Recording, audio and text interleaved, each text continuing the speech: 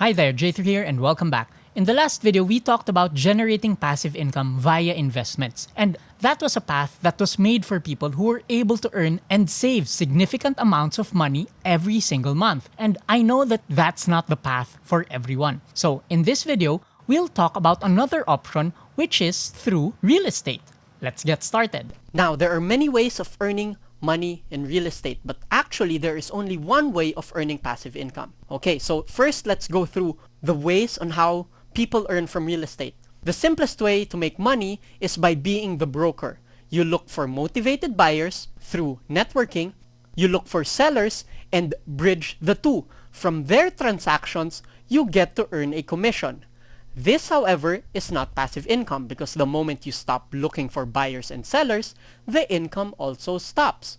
Another way of making money in real estate is by flipping properties. This is where you buy an undervalued property and fix it up and sell it at a higher value. There's a lot of money to be made in this, but again, it's active income.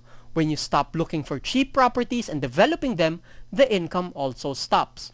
This leaves us with a third way of making money through real estate, which is through rental income. This is where you have a piece of property, whether it's just a room, a house, a studio, or a condo, and you rent it out to a tenant. The tenant then gives you his monthly rent whether or not you work. This is passive income because you only have to look for the tenant once and you'll be able to generate income from it as long as the tenant stays in your property. Short-term effort, long-term rewards. But before we go deeper into real estate rentals and how to go about it, let me just explain how this path is different from the investment path. With the investment path, we have a 100:1 rule. For every 100 pesos as capital, you can expect to earn 1 peso per month in passive income. So the conversion isn't so great. But the difference with real estate is that you can get better leverage. So let's say you have 500,000 pesos. If you were to go the investment path using the 100:1 rule, that 500,000 pesos can only generate you about 5,000 pesos per month in passive income. But with real estate, you can get more for your money because you don't have to pay for the whole property at the start. You have more leverage with your money via financing. So, with 500,000 pesos, you can end up acquiring a property worth 2.5 million pesos because the down payment of most banks will be 20%. So, 500,000 goes to the down payment while you get access to a property worth 2.5 million pesos. This property in turn could be flipped so you can earn a few more 100,000s, or it could be rented out for 10,000 pesos or more per month. Now, I can't give you exact numbers here because the rental rates and property values would of course vary from location to location. But the point here is you get more leverage with your money via real estate. With investing, your 500,000 pesos is just 500,000 pesos, plain and simple. But with real estate, your 500,000 pesos can be used to acquire assets nearly 5 times as much. And there are even real estate deals where no money down will be required for generating income. Granted, of course, real estate will require more time and effort, but at the same time, it offers more passive income potential. Now, real estate on its own is a standalone topic, so I won't go deep into every single detail. Instead, I'll be giving you a checklist on how to make this happen so you have an idea on how to proceed in case you'll be taking on this path for passive income. Here are the 5 major steps in profiting from a real estate rental. Step number 1. Find a space which you can rent out. Rental income can be generated from any livable space. So any room, no matter how small that is, as long as a bed fits, it can be rented out. Just to get you thinking and break down the mental barriers, here are some questions. Do you currently have a room that's only full of stuff that you don't use anymore? Can that be converted into a living space? Can 2 people in your home merge their rooms to free up 1 room? The place you're living in right now is where you can start. Now, if you don't really have a space to rent out, then that's the time you'll have to acquire a property.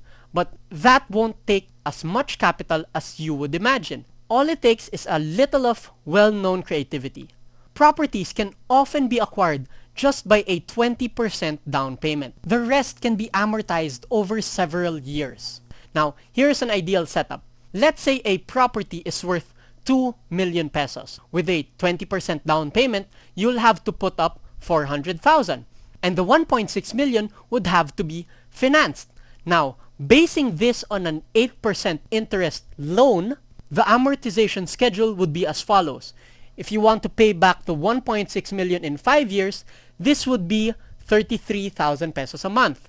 If you want to pay it back in 10 years, it would be 19,870 pesos. If it's for 15 years, it would be 15,577 pesos. And if it's for 20 years, it would be 13,500 pesos a month. These rates are now your basis on what you charge to your prospective tenants. If the properties in the area of the same size and value are being rented out at 20,000, then you can opt to finance the house as 10 or 15 years to pay and use the rental income to pay for the amortizations. In this manner, for the first 10 or 15 years, you won't have any passive income. But after that, when the house is already fully paid for, you end up having a property, a real asset, plus a source of passive income, which is the monthly rent. Now, step 2 is making sure the numbers work. The most crucial part of earning passive income through real estate is making sure that the rental income is enough to pay for the monthly amortizations. Otherwise, the property will end up eating your cash and it will have the opposite effect. You'll have a passive expense. So, before buying any property, you need to make sure to study the market. So you know what's the range of the rental rates in the area you'll be buying the property from. There are many people today who invest in properties just because they assume and hope that they will be able to rent it out for more than their monthly amortizations. But that's rarely the case. Just because a unit is pre-selling or just because the agent tells you it's a good investment, it doesn't mean it will make financial sense. There are lots of OFW horror stories where they bought properties back home and when it was turned over, they realized they can't rent it out at the price that they want to. So instead of their money becoming passive income, it actually became a passive expense. Aray! So, step number 2, very important. Make sure the numbers make sense by canvassing the actual market rates in wherever you will be buying your property. If you already have a space to rent out, the numbers won't be a problem since you won't be paying any monthly amortizations. Now, step 3 in this is finding a buyer. There are 3 common ways of looking for a buyer. Number 1 is flyering or posting tarpaulins for advertising.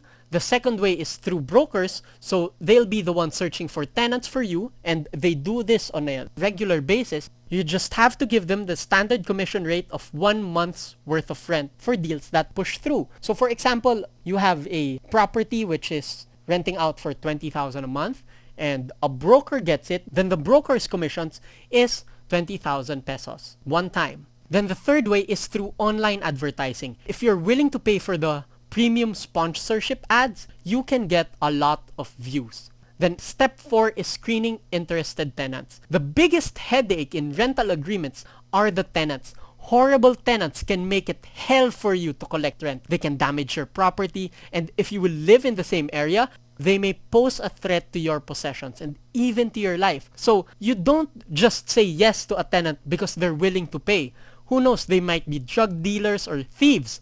So you have to screen your tenants. Then the last step is just finalizing the agreement. If this is just a room you're renting out, then it doesn't need to be a formal contract. But if it's a whole property, you'll need to have a contract of lease signed and notarized. This is where you'll be specifying the exact terms of the lease agreement, how much per month, when the rent will be collected, how long the contract will be, what will happen if the tenant is unable to pay, what furnishings are included, how will the water and electricity bills be split in case you have joint meters. All these finer details will have to be included in the contract of lease. There are actually several templates on the internet, but it would be good to have your attorney review this beforehand.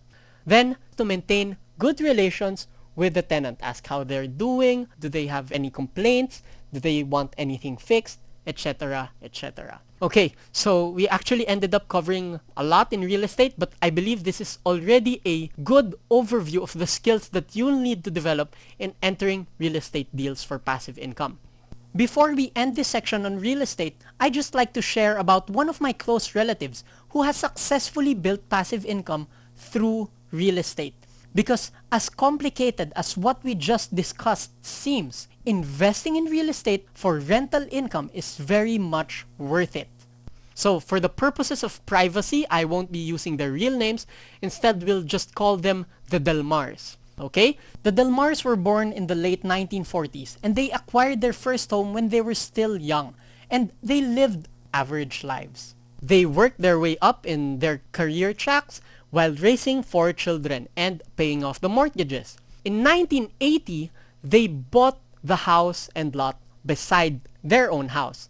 This was financed and then rented out. Then they bought another house in the 1990s and rented it out again. This time it was a cash purchase. It was a good time in their careers. Now notice that the property purchases were several years apart. Now in 1994, they renovated the house to have a swimming pool as well. It was supposed to be a Christmas gift to the children. Then in the late 2000s, they bought a property in Tagaytay as a rest house as they neared retirement age. Now, while their original intent for the properties was so that their children could live there, today the houses are serving as their passive income in retirement. The house they purchased in the 1980s rents for about 35,000 pesos a month today. The swimming pool is now being rented to the nearby neighbors in the village at 150 pesos per person. And so in a month, this generates about an extra 5,000 pesos a month. The other house rents for 25,000 pesos a month. Then the rest house in Tagaytay is also being rented out for events, and it averages about 25,000 pesos a month. All in all, their rental income is about 90,000 pesos a month. I share with you this story because the Delmars are very simple, above average investors who worked their way up slowly. It took them 40 years to acquire 4 different properties.